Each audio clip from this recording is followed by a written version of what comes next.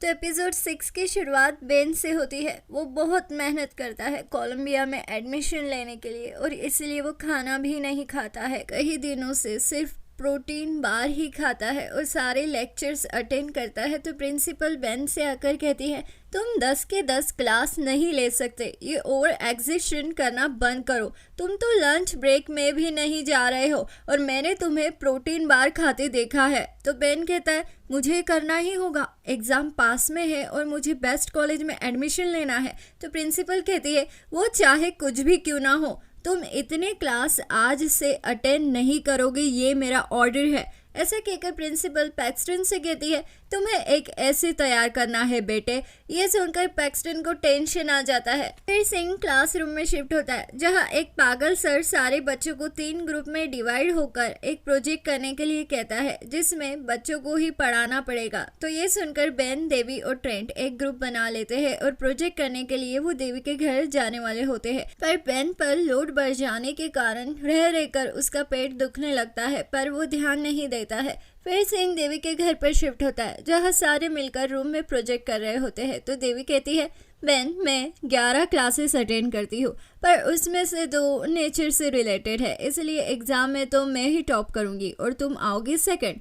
अगर तुमने अपने स्केड्यूल को नहीं बदला तो। ये सुनकर बेन पर और भी प्रेशर बढ़ता है और उसका पेट दर्द करने लगता है। इतने में ही देवी की मॉम देवी के रूम का डोर खोलती है और 2 लड़कों को रूम में देखकर शॉक हो जाती है और कहती है, देवी, कहा था ना जब लड़के रूम में हो तो दरवाजा बंद मत करो। तो देवी कहती है, मॉम फिक्र मत करो, मुझे तो ये लड़के भी नहीं लगते हैं। फिर भी नलिनी नहीं सुनती है और दरवाजा खोलते हुए कहती है, ये खुला ही रहेगा। और हाँ, रायन डिनर के लिए घर पर आ रही है। ऐसा बोलकर नलिनी चली जाती है। फिर प्रोजेक्ट के फिनिश होने पर सब जाने वाले होते हैं कि नलिनी बच्चों से कहती है, ट्रेंट, बेन, तुम चाहो तो हमें ज्वाइन कर सकते हो। तो बेन कहता है, नहीं, मुझे रात में और 6 घंटे पढ़ाई करनी है, मैं चलता हूँ। तो ये सुनते ही देश कहता है, अरे 6 घंटे पढ़ाई, डॉक्टर बन रहे हो क्या? तो देश को देखकर देवी चौंक जाती है और बेन उन दोनों के नैन मटक के देख लेता है और इससे उसे ऐसा लगता है कि ये देवी का कजिन नहीं है।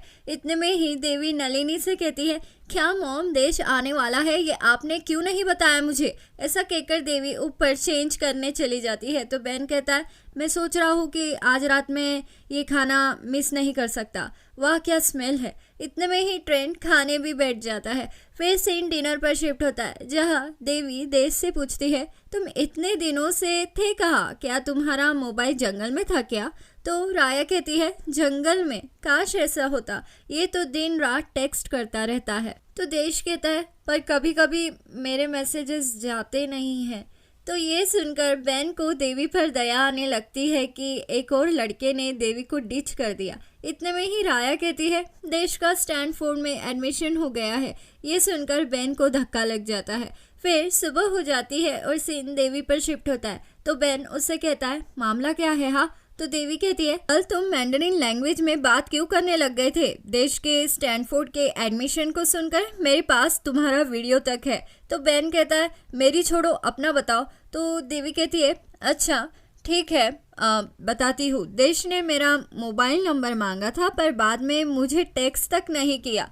तो बेन कहता है, तो क्या हुआ? तुम्हारी कौन सी इज्जत है जो चली जाएगी? करियर पर फोकस करो। और हाँ, अगर वो टेक्स्ट नहीं कर रहा है तो तुम ही क्यों नहीं कर देती? फिर सीन बेन पर शिफ्ट होता है। वो कैलकुलस का ऐसे बनाना भूल जाता है क्योंकि कल क्लास में रिकॉर्डिंग सुन रहा था वो, इसलिए मिस उसे कहती है, इसके लिए तुम्हें मिलेंगे B ग्रेड। तो ये सुनकर बेन को भयंकर दर्द होने लगता है पेट में। तो ये देखकर पैक्सटन उसे हॉस्पिटल में लेकर भागता है। हॉस्पिटल में जाते ही डॉक्टर से उसे ये पता चलता है कि स्ट्रेस की वजह से और पुअर डाइट के कारण उसके पेट में वेस्ट जमा हो गया है। तो पैक्सटन कहता है, क्या मतलब है? क्या आप गोबर की बात कर रही है? तो डॉक्टर कहती है, हाँ, तुम ये समझ सकते हो। बेन, तुम आखिरी बार फ्रेश होने कब गए थे?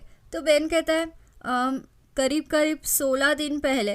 तो ये सुनकर सब शॉक हो जाते हैं और डॉक्टर कहती है, तुरंत ऑपरेशन करना होगा। अब क्योंकि बेन की फैमिली घर पर नहीं होती है इसलिए पैक्सटन सारी रात बेन के पास रुकता है उसका ध्यान रखने के लिए। फिर ऑपरेशन के बाद डॉक्टर कहती है, अब रात में तुम्हारी गैस पास होना बहुत ज़रूरी है। तो ये सुनकर पैक्सटन को हंसी आने लगती है। तो बेन कहता है, इतनी बेइज्जती?